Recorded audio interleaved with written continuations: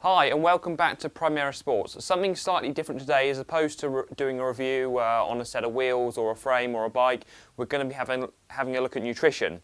So because of the time of year when a lot of you are going to have your sportives coming up or aiming for an etape or a Grand Fondo, lots of road racing and crits, nutrition is a really important thing at the moment, and hopefully today will give you a bit more of an insight to what you need to take to make your ride as good as possible.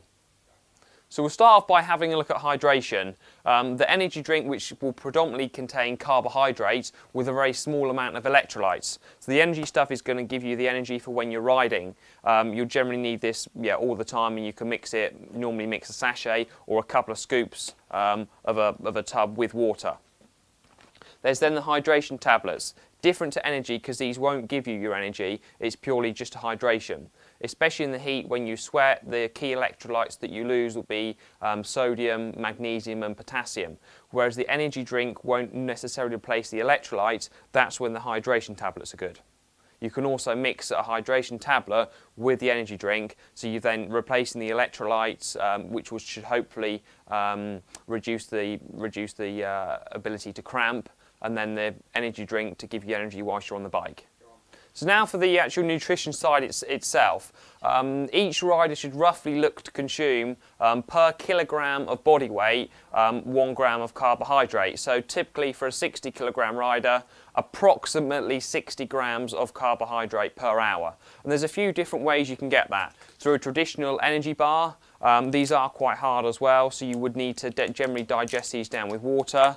And also 1 key little tip, generally don't eat something like that when you're at the foot of a climb. You'd normally eat it on a flat or on a descent when your heart rate's lower, because it is then a lot easier to digest. So you can get that through an energy bar. The gels are really popular at the moment as well, because that will generally give you a real instant kick. It's fast and easy to digest as opposed to a bar.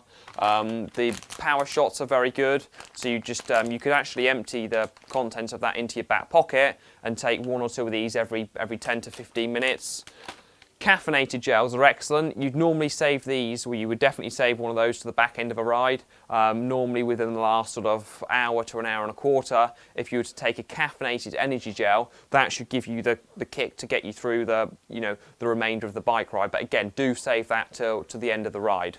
So the recovery side of things is probably just as important as the ride and as the event itself. Even more so if you're on a training camp and you're doing consecutive rides, the recovery stage is really quite important.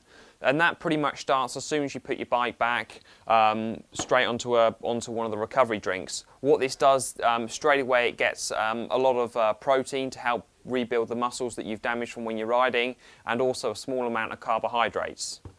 ZipFit, they do the recovery drink repeat, which is a really good one, and that's one of the only cholesterol fortified recovery drinks on the market.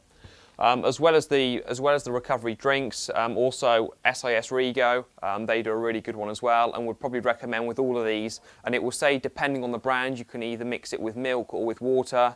A little tip is to actually make it up and put it in the fridge before you go out on your ride, and then when you come back, you can just get it down you straight away, and it's all good to go.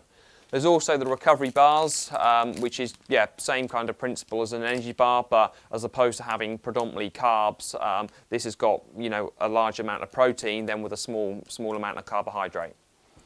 Thanks for joining us and watching the video today, and hopefully it's just giving you a bit more of an insight as to what you need for when you're on the bike, for the recovery, for the energy, to hopefully make your ride as enjoyable as possible. Thanks for watching.